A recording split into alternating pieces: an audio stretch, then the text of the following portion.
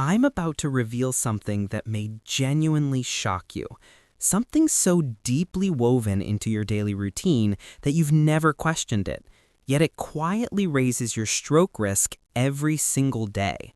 And the most disturbing part, it doesn't come from illness, genetics, or anything dramatic. It comes from the habits you trust the most, the ones you've repeated for decades without a second thought. I'm Dr. Jonathan Hale, and after years of reviewing neurological scans, morning symptom logs, and emergency admissions in adults over 60, I've watched the same pattern appear again and again. Perfectly stable people suddenly experiencing dizziness, blurred vision, sudden confusion, heart-pounding episodes, or pressure in the skull. Not because something new happened to them, but because something routine finally caught up with them. And I refuse to stay quiet about it any longer, because the truth is this: what seniors do in the first hour of the day is quietly damaging the very vessels that keep their brain alive. Yet almost no one talks about it, not because the risks aren't real, but because they're too ordinary. They don't look dangerous, they don't hurt, they don't scare anybody. And that's exactly why they slip past doctors, past families, past the medical system entirely. I've seen people come into my office terrified, thinking a disease was stealing their balance or clarity, only to discover that the threat was hiding inside an everyday habit they believed was harmless. These dangers don't show up on standard test sheets. They don't get flagged in blood work. They hide in plain sight. Inside your bathroom, beside your bed, on your nightstand, in your phone, and even in how your body responds while you sleep. Today, I'm exposing 5 hidden triggers that quietly overload the brain. We're starting with something most people have never questioned, and ending with the single most shocking discovery I've seen in my practice: the reason strokes spike in the early morning hours. If you think the first danger is alarming, wait until you hear the last one. It changes everything about how you begin your day, and it may explain symptoms you've ignored for years. Stay exactly where you are. You need to hear this. We're starting with a danger that hides where you feel the safest, in your sleep. And I need you to hear this clearly, because what I'm about to explain is one of the most silent, most overlooked, and most devastating patterns I've seen in adults over 60. Every night while you're sleeping peacefully, your body loses fluid. Not a little, enough to change the thickness of your blood. And here's the part almost no senior ever hears. You can become clinically dehydrated while sleeping without feeling a single symptom. By morning, your blood is slightly thicker, your vessels are slightly stiffer, and your brain is operating on a reduced margin of safety. This combination creates the perfect breeding ground for something most people never see coming: micro-clots.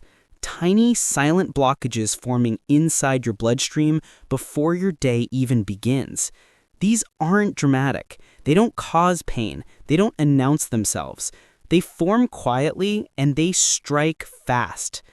I've seen patients walk into my office describing morning heaviness, pressure in one eye, a dragging feeling in the arm, thinking it was just aging. But their scans told a different story: micro-clots interrupting brain flow in the moments right after waking. Ruth, 76, is a case I will never forget. She woke every morning feeling slightly off for months, until the day she couldn't lift her hand. The clot didn't form that morning. It formed during the night as her blood thickened and broke loose when she stood up. This is why strokes spike between 6 a.m. and 11 a.m. Not chance, not fate, a biological trap created by your own body while you sleep. And here's the most terrifying part: thirst is not a warning sign. By the time you feel thirsty, the damage has already started. If this is happening inside your body every night, then every morning you wake up unknowingly stepping into the most dangerous hours of your day. And what comes next, trigger number 4, makes this risk exponentially worse because it disrupts your circulation before hydration even begins. Now that you understand what happens inside your body before you even open your eyes, we need to look at something even more alarming, something millions of seniors do within the first minutes of their morning, completely unaware of the risk. I'm talking about medication timing and how taking certain pills at the wrong moment can trigger sudden, dangerous swings in blood pressure that the aging brain simply cannot handle. Most seniors take medication in the morning, but what almost no one realizes is this. Your body is not ready for medication absorption immediately after waking. During the night, your blood pressure naturally dips, your heart rate slows, your vessels tighten, your hydration is low, and your hormonal systems are still in transition.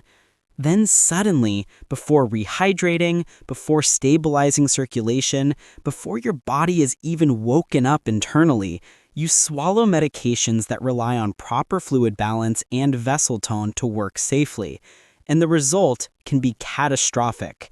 I once treated a patient named Henry, 69. Every morning he took his blood pressure medication the moment he sat up in bed, before drinking water, before moving around. For months he experienced sudden waves of dizziness around sunrise. One morning he stood up and instantly collapsed to the floor. His blood pressure had crashed so sharply that his brain was starved of blood flow. What triggered it? Not the medication itself, but the timing. Certain morning pills can become a real problem. I'm talking about blood pressure medications, diuretics, heart rhythm stabilizers, and even some everyday pain relievers. Taken at the wrong moment, they can drop your pressure too fast or spike it higher than you expect. They can work against your nighttime hydration, cancel out medications you rely on, and in some cases, overwhelm vessels that are still tight and constricted from sleep. And here's the frightening part. You can take the right medication the wrong way and put your brain at risk every single morning. This danger doesn't show up on pill bottles. It's rarely mentioned during checkups. But I've seen it repeatedly, the morning hours turning into a battlefield between medication absorption and a body still in recovery mode. And the next trigger, number 3, is something almost every senior does without a second thought. Yet it delivers a shock to the brain that can mimic stroke symptoms within seconds. Now let's talk about something almost every senior does without thinking, something so routine and so familiar that it hides its danger perfectly. And yet I've watched it cause more neurological stress in older adults than almost any other early morning behavior. Standing up too quickly after waking. You've done it for decades. It feels harmless.